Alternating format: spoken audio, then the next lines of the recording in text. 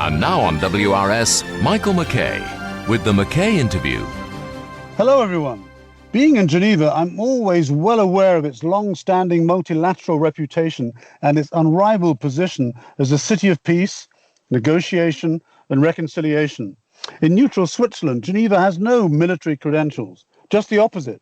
However, being the home of the Disarmament Talks since the early 1930s, the home of the United Nations, and the home of its predecessor, League of Nations, which rose out of the ashes of the Great War, remember the war to end all wars, it's important to look square on at the security issues that confront the world in 2020 and beyond. To help me, and to help all of you, dear listeners, I'm privileged to have the head of the world's oldest security think tank at the other end of my Skype microphone today. My guest is Dr. Karin von Hippel, Director General of the Royal United Services Institute, known by its acronym RUSI. Now, RUSI was founded in 1831, making it the oldest defense and security think tank in the world at the initiative of the Duke of Wellington. Its original mission was to study naval and military science. Before joining RUSI, Dr. von Hippel served for nearly 6 years in the U.S. Department of State as a senior advisor in the Bureau of Counterterrorism, then as Deputy Assistant Secretary in the Bureau of Conflict and Stabilization Operations, and finally as Chief of Staff to General John Allen, Special Presidential Envoy for the Global Coalition to counter ISIL. That was back in the Barack Obama presidency. Prior to that, she co-directed the Post-Conflict Reconstruction Project at the Center for Strategic and International Studies in Washington, D.C., and was Senior Research Fellow at the Center for Defense Studies at King's College in London. She's also worked for the United Nations and the European Union in Somalia and Kosovo, and has direct experience in over 24 conflict zones. Dr. von Hippel, Karin, if I may, welcome to the McKay Interview, and thanks for joining me from London across cyberspace. Well, thank you, Michael, for inviting me on your show. It's a real pleasure to be here, and I look forward to an interesting conversation about a number of issues. Me too. Now, Karin, most of us, me included, do not have the advantage that you have of looking on global issues from a very well-informed position, rather like a drone or an eagle's eyrie. You're able to identify what is really important. Now, we live and act locally, at least a lot of us do, reacting to circumstances around us. Karin, what do you see from your rather envious position as you survey the big picture of global security? Well, I guess I would start out by saying I've never been more concerned about the challenges that we're facing today. And while I may have an interesting vantage point, I certainly don't have all the answers. I mean, we are dealing with some really extraordinary security challenges. And I think that they're different from previous eras for a few reasons. So we're dealing with a resurgent Russia, an assertive and growing superpower in China. We're dealing with the U.S. withdrawing from its superpower role that it's been in since the end of the Second World War, this leadership role that it's provided globally. President Trump has really withdrawn from that role. We're dealing with issues in Europe, such as Brexit. And then, of course, to add an additional layer of complexity, we've got this global pandemic that we were really not prepared for, even if many of us had anticipated it. Now, the reason I was saying it's different than in previous eras is because in previous times, we have dealt with numerous challenges, but the U.S. has played an important leadership role. The U.S. has really withdrawn, and that anchor has not, or that vacuum hasn't been filled by another country or organization. You mentioned the UN at the start. The UN, unfortunately, has not been able to even lead on issues related to this pandemic. And I worry about the influence of the UN. I'm a friend of the UN, but I worry about its future if it does not reform in some pretty significant ways. So I think we're facing many, many challenges, and we don't all have a plan that we agree on to address these many challenges. It's a bit of a free-for-all right now. Okay, we're going to come back later to the role of the United States, but let's examine some other things in terms of your big picture vantage point. You're an American academic and professional now based in London, leading the world's oldest security think tank with an impressive and long-standing reputation. I've no doubt you were trained, Karin, to analyze dispassionately, but I ask you now to indulge me just a little and tell me how your big picture would look if you were sitting this morning and we were recording this interview, instead of you being in London, but rather in Washington, D.C., or in Beijing, or in Tokyo, or Moscow, or Berlin, or even New Delhi, what would you see? Well, it's a good question. I think I would be seeing some of the very similar macro issues, but at the local level, I would be hearing different perspectives.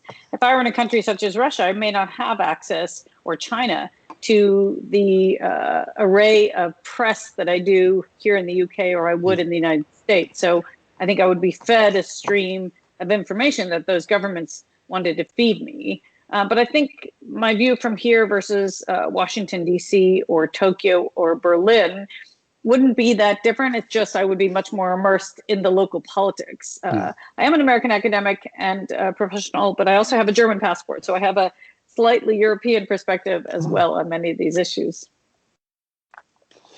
So let me ask you another question, but again, from a different perspective. And here I mentioned COVID-19. We can't have a discussion without it. In your experience, how good are experts like you at predicting future scenarios, if not events, future scenarios? And we're in the middle of this COVID-19 pandemic, as you said, and this makes future watching particularly chancy. Scientific predictions say a vaccine might be ready for universal use by this time next year or into 2022, if we're lucky. Who knows? What future scenarios, Karin, in terms of global security, do you see over the horizon? And on a scale of, let's say, 1 to 5, what do you think are the 2 or 3 big issues over the geopolitical horizon that ordinary people like me just cannot see, and even experts like you might miss or not fully appreciate? And does cybersecurity feature in that? Okay, lots of very big questions. Yeah. Thank you, Michael. That's the blessing of being the question master. Right. Let's start out with predicting. I think, look, experts aren't necessarily any better than the public at predicting what might happen. And there have been a number of studies that look at that. I think what you can distinguish, though, is governments listening to those who anticipate risk and then being prepared for it. And I think if you take the pandemic as an example, many governments, the UK, the US, I'm sure the Swiss government, were certainly aware of what a pandemic would do to the population and that it was on the horizon. The United States National Security Council had a pandemic watch, had a whole program dedicated to how to manage pandemics, and that was disbanded and has been disbanded really under President Trump when John Bolton was National Security Advisor. Now he will say, well, it was merged into another program, but nevertheless, they really, let's just say they were less interested in taking such a threat there seriously. But I think other governments, well-meaning governments even, may not have taken it as seriously because it's a bit of it's not really an unthinkable, but it's an unpalatable. It's something that is so enormous, and you have to dedicate so many resources to prepare that if you don't think it's going to happen, you feel like you'll get in trouble for setting aside so many resources to prepare for something that isn't going to happen. Now, I think countries in East Asia that have experienced all sorts of epidemics, whether it's SARS or bird flu or other issues in the Middle East, and MERS, they've had Ebola in Africa. So places that have experienced these, I think, have better preparation now. And I suspect going forward, we won't see these kinds of efforts disbanded in most of our countries. I think there'll be much better preparedness. But I think it does make you realize that we were so woefully unprepared for this pandemic. Most countries were at the national level, but also at the international level. We don't have an international architecture to manage these kinds of crises. And these are kinds of crises that we need to work together on. They're just simply not issues that can be managed at the local level. We're only as strong as our weakest link. The second you open your border, you will be impacted by somebody traveling into your country. And so these are issues where we really need to work better. And we do need a better global infrastructure, global architecture that can anticipate, that can plan, that can manage, mitigate these kinds of global disasters, whether it's cybersecurity, as you mentioned, all sorts of global, they call them black sky hazards or black swans. You've heard these terms before. There are all sorts of ones that we think we know about, and there are others that we don't know about, but we need to be much better prepared going forward to manage these, because as we've seen, the global economy is suffering because of what happened in one country and how that spread. And it's just having such an extraordinary impact. So we do need to do much better. than we've done now. And I'm slightly worried that we're not doing as well, partially because we have too many populist leaders globally, and they're not interested in global collaboration. They're not interested in international partnerships and alliances. They don't really believe that they make a difference. And I think that, assuming, we get to talk about the U.S. election, I think that one of the, if Joe Biden, former Vice President Joe Biden, wins, he is absolutely a believer in partnerships and alliances. And as we've seen from President Trump, he doesn't believe that anyone can do anything for the U.S. And it's basically, as he keeps saying, it's America first. He doesn't care about other places. And it's just not going to work in this complicated world. So let me press you before we leave that question. To use a boxing expression, we know the right hook is COVID-19, but is there a left hook out there that you want to hazard a guess that might hit us in the next couple of years that we're just not simply aware of? Yeah, I mean, there's certainly, there are pandemics that could be far more lethal than this pandemic. So on the public health side, there's certainly So you see it on the public health side. But then there's also, say the internet goes down globally, whether it's caused by human agency or some sort of humanitarian disaster. We have cables under the sea, concerns that the Russians or another country might cut those cables. Our global commerce could come to a halt, and it could really impact livelihoods in significant ways. We could have the electric grid go down for a significant period of time. I mean, there's so many things, there's so many ways that we are interdependent. And I think that's one thing we have learned from this crisis, is that we're far too dependent on countries such as China.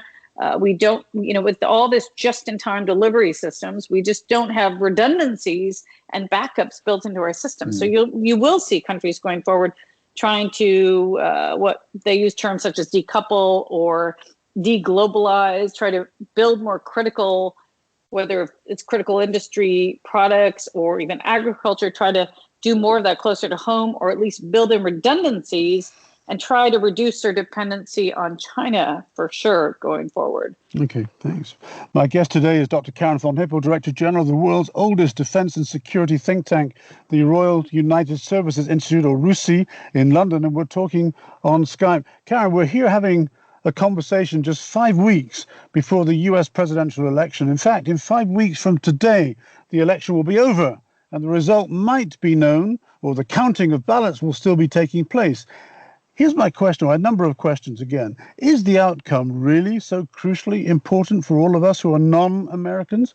Aren't US politics nowadays just an internal, rather vulgar TV reality show shared with the world through 24/7 rolling news? I wonder how many of our listeners, for example, saw last night's so-called pre-election debate, and how much credibility, in your view, does the USA have left in the foreign policy arena, at least?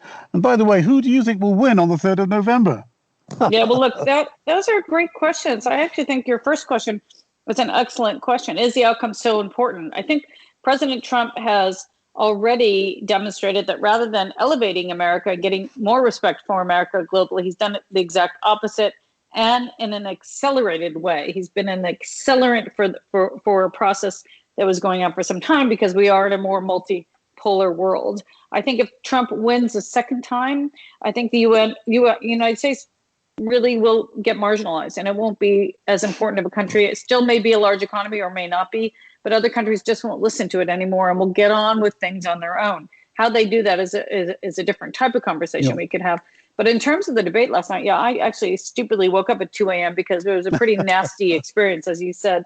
It was, just Trump was constantly interrupting him. He was trying to get Biden off of his game. He wouldn't let him finish a sentence. And he still will not commit to abiding by the results of the election. He even called on his white nationalist supporters. He said, stand by. He didn't say, it was quite extraordinary. In fact, they just adopted that as their motto. They put that up on Twitter. Yeah. So he's really preparing his supporters to potentially be violent if he doesn't like the results. Now, I think that the results could be slow in coming in. There are a few crucial states like Florida that will not be slow in coming in. Florida has done absentee ballots for many, many years, and they're very good, and they count as they come in. Yeah. So it could be that Florida announces on the night. Now, Florida is still very close. There are other states that may not be able to report the results for weeks. And of course, if he does manage to shoehorn in his Supreme Court justice, he may try to get them to decide the results of the election, as he actually admitted in the debate. So it's going to be really ugly. And I think if you're a Trump supporter, you're probably pretty pleased that he's being so aggressive. If you're a Biden supporter, you really have to hope that Trump not only loses, but loses big, and loses big in the Senate as well, because I think that's the only way people can then push him out the door, basically. And he won't have support in the Senate. Sorry, Karen, just for those who don't follow politics that closely in America, is 1/3 of the Senate is up for re-election on this occasion, correct? Something like that, yeah. I think it's every it's a 6-year term, and so they stagger them.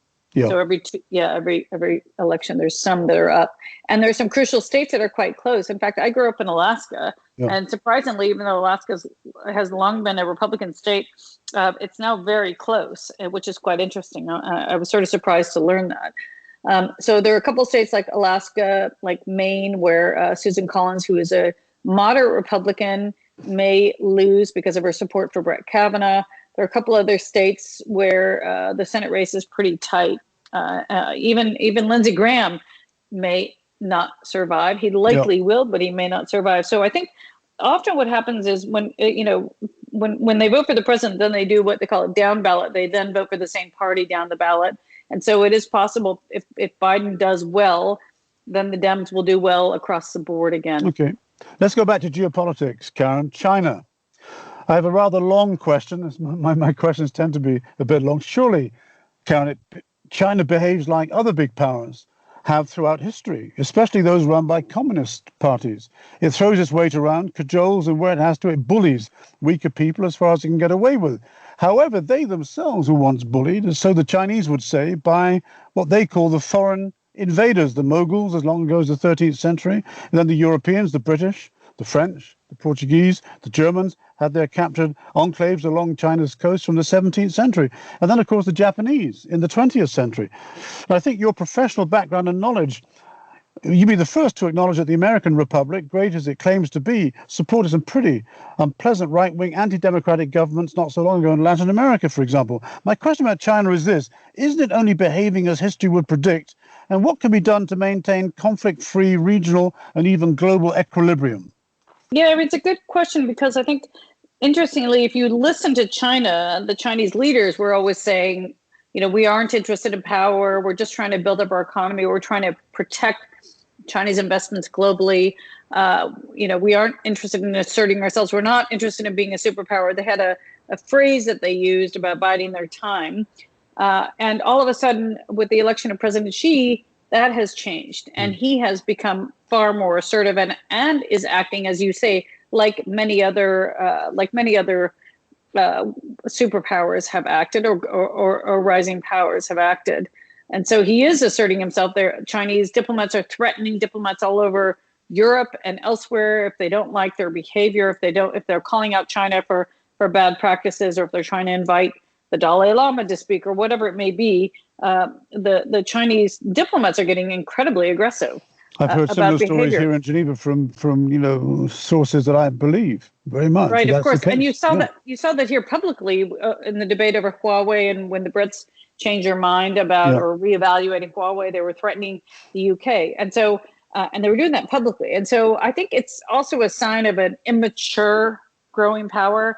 I think. China, I wouldn't say, China is such an important country. Its economy is so important. We all have to live to work with it. It's not a question of with us or against us, as the Americans keep trying to push their allies into think about China. But we all have to work with China, and we have to live in this gray area. And I think Angela Merkel said it best when she said, China's not just a partner, but it's also a competitor. And look, that's just the way the world is. The world's complicated. It's not going to be so simple and black and white like many assumed it was during the Cold War, right? Two more questions before we wrap up, Karen. I'm in the multilateral capital of the world, Geneva. Many listening to this program will be from the continent of Africa, diplomats, NGOs, business people, or just those who know Africa well. The African continent, has the fastest growing population in the world. It's expected to increase its population by roughly 50% in the next 18 to 20 years, growing from 1.2 billion people today to 1.8 billion by 2035, which means it'll account for half of global population growth over the next 2 decades.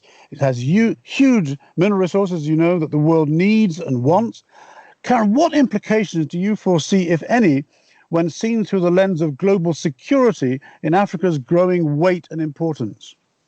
Yeah, good question. I mean, look, there's enormous opportunities in Africa, and there are enormous concerns in Africa. Africa, of course, is home to countries that are really experiencing firsthand climate change and drought, and so there will be many, many people on the move. And I think that the concerns about migration from Africa to Europe are, the predictions are that what we saw in 2015, 2016 with several million people on the move were pale in comparison to what we will see in the next 20, 30 years. On the other hand, African populations are youthful, they're dynamic. Civil society in many, many countries, despite some bad leadership, civil society is really impressive. I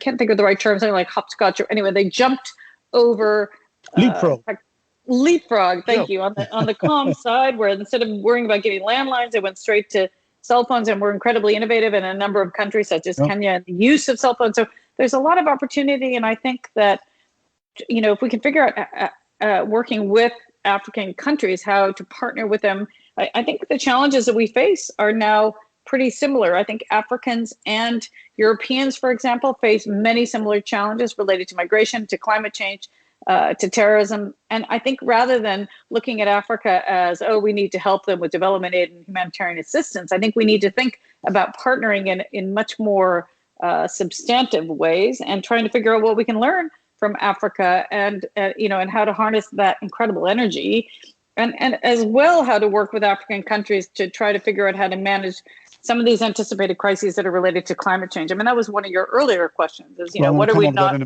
thinking about, right? Yeah. And climate change is a huge, huge challenge that we all need to face together. Well, let's wrap up this conversation with that. So many people, as you know better than I do, seem to see climate change as an existential threat.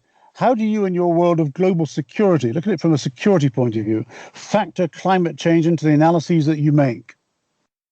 Yeah, it's a great question. We are starting to think.